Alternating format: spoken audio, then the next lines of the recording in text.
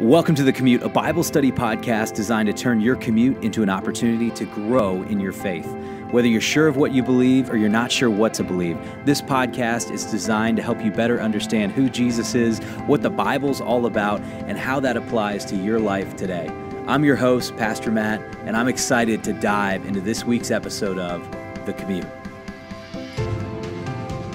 Well, hey friends, and welcome to The Commute. It is a joy to be with you for another week of Bible reading podcast. And as you can see, I am not alone this week. I am joined by a guest who is making her Commute podcast debut.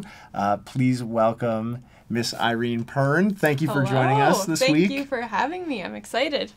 So this week we are going to shift gears just a little bit. One of my favorite things to do on this podcast is to pick one of the Psalms that you're going to encounter in the coming week and pick it apart verse by verse. And so Irene and I have decided that that's what we're going to do this week.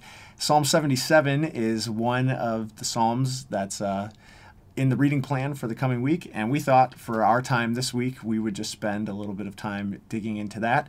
But before we do that, since this is Irene's first time on the Commute podcast, and she is still relatively new to Bethlehem, I figured this could be a nice opportunity for some of you to get to know her just a little bit. So, Irene, how long have you been at Bethlehem now?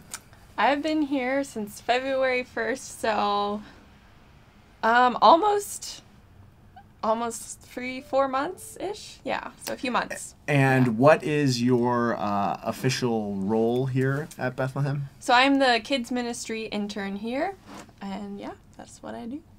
And can you give us just a little bit of your background, your story, what you're up to right now? Yeah, of Anything course. you'd like to share for the good listeners there on the other side of the screen? Yeah, so I was originally born in Fort Wayne, Indiana, but I spent most of my life living in Cleveland, Ohio, and I currently attend Concordia College, New York. I'm finishing up my education degree to be a Lutheran teacher, and I have 2 older brothers and 2 wonderful parents. My dad is also an LCMS pastor over in Cleveland at Unity Lutheran Church, and I'm really excited to be here at Bethlehem. It's been a really great learning opportunity so far, and getting to know everyone has been really great too. So, well, we have really enjoyed having you, and I'm really excited for us to be digging into the Word together. You know, it's all right to dig into it solo, but I always think there is exponentially more to learn and gain when reading it with somebody else. So thanks for joining us today, Irene. No problem. So I think what we'll go ahead and do is, if you have access to the scriptures in any capacity, whether you've got a hard copy Bible or you're listening on your phone and you can pull up the Bible app, if you could pull open Psalm 77 and just kind of follow along with us, we're just going to read it and make a few comments along the way. What stuck out to us about this psalm, as we were talking about potential scriptures we could talk about this week, was the opportunity for us to speak a little bit about lament as a legitimate form of prayer and dialogue with God. There are numerous psalms throughout the whole book of Psalms that we could characterize as psalms of lament, where really the psalmist or the one who's praying these psalms is offering a kind of complaint to God. And I think this one in particular is a beautiful one. Irene, do you have any just general thoughts about lament or using the Psalms of lament that you'd want to share? I guess in general, I feel like it's an important thing to look at, because I feel like sometimes we try to, fluff it up and make everything seem happy, but like these are real emotions, and it really comes through in the Psalms like this, where they get very descriptive as well, and just it makes it relatable too, because we've all been through certain situations where we feel certain ways that the psalmists portray. So I find that really valuable, and it's important to talk about and address and see how God is working through that. So yeah, absolutely. Well, let's jump in here. I'm just going to go ahead and read the first 3 verses, Irene, and if you've got any thoughts, please just jump in. So it says, kind of as a superscript here, to the choir master, according to the Jeduthun we think these are probably musical instructions or lyrical instructions of some kind. But to be honest, I'm not really sure. Irene, did you do any research on that? No. All right, Sounds so interesting, though. we'll just have to commend that to another conversation. But what I can say, a psalm of Asaph. Asaph is someone who worked in the court of King David as a musician, and he's believed to be the author of this psalm. So it says, I cry aloud to God, and he will hear me. In the day of my trouble, I seek the Lord. That's big right there. In the day of my trouble, I seek the Lord. In the night, my hand is stretched out without wearying. My soul refuses to be comforted. When I remember God, I moan. When I meditate, my spirit faints. Some pretty real language here. I think giving voice to what's been a very real experience in my own life.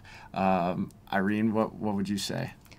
I mean, yeah, that, especially I think the second verse kind of stood out to me. How, like, kind of reaching out, stretching out your hands without wearying. So, like, they're out there, but then my soul refuses to be comforted. And I found that line to be relatable just because I feel like a lot, I try to seek that quiet time. We've been kind of talking about this in our staff meetings too, but yet I get distracted by other things. And so it's like I want that comfort, but my soul is like not in it too. So I find that to be very relatable. Yeah, that's one of the things I find most refreshing about the Psalms is that they are so relatable and that they can be raw and life can be messy, and we aren't the only ones to have experienced a walk of faith like that, that there are people who've done this for years, and now we have the opportunity to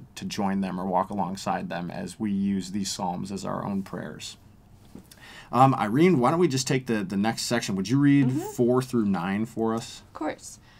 You hold my eyelids open. I am so troubled that I cannot speak.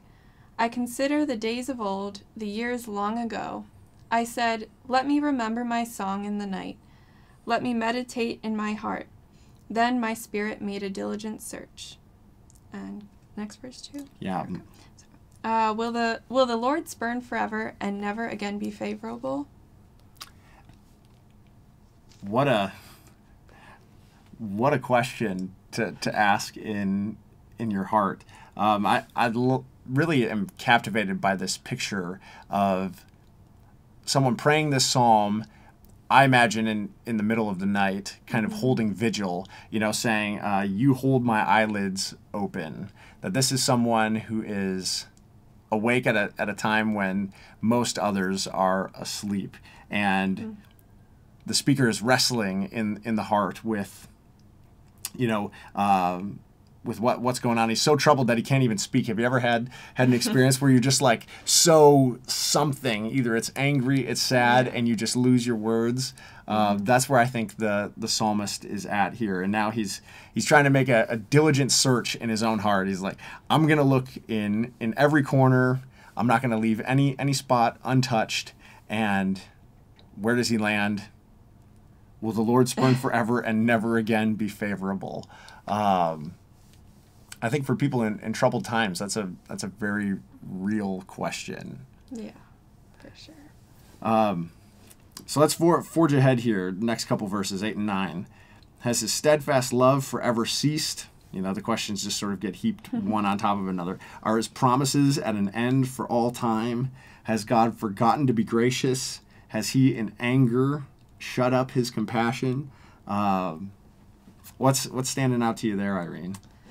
I mean, again, I feel like he's just kind of gone to a place of like no hope because I guess he's having a struggle to see God, but I guess especially that verse 9, has God forgotten to be gracious? Has he in his anger shut up his compassion?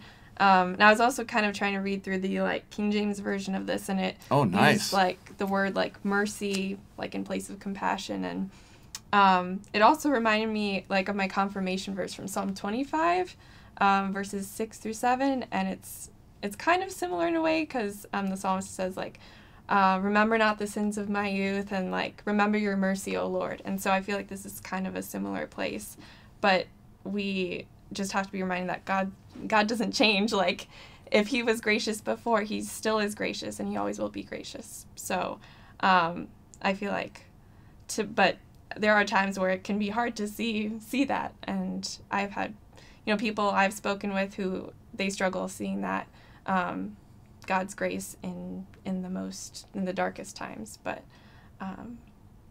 yeah, it's definitely a dark place to be. Yeah. Yeah. And where he goes is kind of where you went in your confirmation verse, going back to previous acts of the Lord and going back to real events in history to sort of help reshape the present moment, dark as it might feel, and take some of the light of God's action and impose that on what you're currently experiencing. And that's what happens through the rest of the psalm. So now verses 10 through 15, Irene, would you read those out loud for us? Then I said, I will appeal to the years of the right hand of the Most High. I will remember the deeds of the Lord. Yes, I will remember your wonders of old. I will ponder all your work and meditate on your mighty deeds. Your way, O God, is holy. What God is great like our God? You are the God who works wonders. You have made known your might among the peoples. You with your arm redeemed your people, the children of Jacob and Joseph. Awesome. Yeah, so this is basically when times are dark, I will remember your wonders of old. How, as 15 says, you with your arm redeemed your people. You are a God who has shown up for your people time and time again. And even though I might be making a diligent search right now and it feels like it's coming up empty, you are not an empty God, O Lord. I just need to remember that. And I almost sense the psalmist kind of on repeat, like talking himself into believing it. Like if you say something enough times, eventually you'll wind up believing it. That's kind of how I see this experience unfolding in this psalm. I don't know, what do you think, Irene? What's jumping out at you? Yeah, I feel like definitely, like starting at verse 10, that's like a turning point where he's like, well, like I could feel sad about this, but but when I look back, I see that God is faithful, and he's realizing that that's what he needs to meditate on rather than, is God gracious anymore? Just think of how he was gracious and how he saved his people before and how he can do it again. Yeah, I think it's really powerful for sure. Yeah. Well, what do you say? I'll take this last section for us then. Alrighty. It says, when the waters saw you, O God, when the waters saw you, they were afraid. Indeed, the deep trembled. The clouds poured out water, the skies gave forth thunder, your arrows flashed on every side. The crash of your thunder was in the whirlwind, your lightnings lighted up the world. The earth trembled and shook, your way was through the sea, your path through the great waters, yet your footprints were unseen. You led your people like a flock by the hand of Moses and Aaron. This is where I think it gets a little bit more specific to talk about the works of the Lord, how he redeemed his people, the children of Jacob and Joseph. Might recall a few specific things to mind, but now in this last section it gets more explicit that really the scene the psalmist is painting for us here is the scene of the Exodus, a scene where water factored prominently, where God led his people through what seemed like a really dark moment with Pharaoh and his armies hot on their heels, and delivered them from the people who had enslaved them for centuries. I think it's just really, really cool to sort of set this up like in a time of trouble, like in the middle of the night, you're staying awake, sort of holding your hands out to God, outstretched, saying, Lord, show up and help me. And where does the mind and the heart go? It goes to probably the hallmark story of redemption for God's people. And I think that's a huge encouragement for us, kind of to search the scriptures and have a lot of those stories more easily accessible for ourselves to return back to in challenging moments in our life. But I'm starting to do too much talking and I'm getting carried away here. Irene, what are your thoughts? This is too much Pastor Casey time. We need to. What do you think? No, I agree with everything you're saying, and Yeah, it's powerful too how it how God leads us through these things and not just into them, That's not good. into trouble, but whenever I also, alluding to another psalm, whenever I read Psalm 23 at the very end, even though I walk through the valley of the shadow of death, I will fear no evil. Like, I'm not walking into it, but God's going to be with me, like, in it and all the way through it, and before and after. So I think that's also powerful as well. I thought it was interesting too, like verse 19, how at the end it's, yet your footprints were unseen. I wasn't quite sure, like, I mean, yeah, I guess God wasn't like physically there for like walking with them through, but I mean, yet we know he was with them. So I thought that was interesting too. I don't know. Yeah, that is an interesting note. On that. I have in my study Bible notes here that that unseen word could mean unknown as well. Mm-hmm. I'd have to do a little bit more research, I think, to figure out exactly what it is. But yeah, I think that's a really insightful comment, that the Lord isn't visible in the kind of way that maybe we would desire most or something like that. Mm-hmm. But like he but he is there in the way that he desired to be, and in the way that his people needed him to be there, right? Yeah. As the one who in the cloud and in the fire really becomes the one to make the separating wall between his people and their pursuers, the Egyptians. Yeah. I could probably meditate on that for a really long time. Yeah. And we could do like another hour-long podcast about that. It's fantastic stuff. And one thing that just came up for me this afternoon as I was studying this is there is another place in the New Testament that I think Psalm 77 makes a pretty cool connection to, and that's in Acts chapter 12. In Acts chapter 12, Peter is just put in prison. And it's around Passover time, the time when God's people would be remembering the events of the Exodus, the kinds of events mentioned in Psalm 77. And Luke makes mention in Acts chapter 12 that the church is up late at night praying for Peter while he's in prison. I have to just read this for a second. Sorry, I'm going to nerd out here. So this is Acts chapter 12. Starting at verse 1, it says, "About that time Herod the king laid violent hands on some who belonged to the church. He killed James, the brother of John, with the sword, and when he saw that it pleased the Jews, he proceeded to arrest Peter also. This was during the days of unleavened bread, Passover time. And when he had seized him, he put him in prison, delivering him over to 4 squads of soldiers to guard him, intending after the Passover to bring him out to the people. So Peter was kept in prison, but earnest prayer for him was made to God by the church." And what happens later on in Acts chapter 12, angel of the Lord comes and basically delivers Peter. It's kind of like a personalized exodus out of prison. And so you see how so much of this is connected. God delivers his people in the Exodus. There's a deliverance for Peter. And what's happening right before that deliverance? The church is praying to God. And I have to imagine that Psalm 77, or at least the kinds of events described in Psalm 77, are part of those prayers. And I think it speaks powerfully for us today, because we're people in need of deliverance, from our sinful condition. I think many of us are also asking for some deliverance from what have felt like really difficult times here recently, and to see that we have a God who delivers and a God who has given us the kind of words to pray to him in times where we feel like we need deliverance is just so cool to me.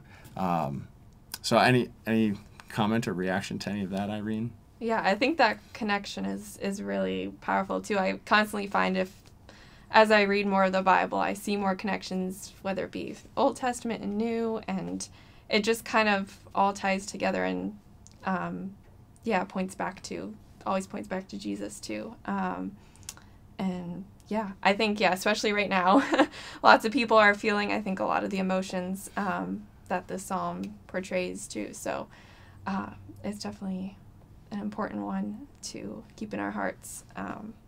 Yeah, definitely. So our encouragement to you would be to use it, read it, and even use it as a prayer for yourself. And I hope you've been able to see from our conversation how so many other parts of Scripture sort of weave in and out of this one psalm. And our encouragement to you would be to just keep reading the Bible, and see how the Lord works through it in your heart and mind to really enrich each new time you open the pages of this Word. It's really remarkable. So thank you for joining us this week on the Commute. Blessings to you as you read. And Irene, thank you for joining us. This has been a lot of fun. I think we're gonna have to do it again. Yeah, definitely. And we will see you friends right here next week on the Commute. Thanks for checking out this episode of The Commute. For more information on The Commute or to join the Commute Bible reading plan, simply download the Bethlehem Church Live mobile app or go to bethlehemchurchlive.com/thecommute.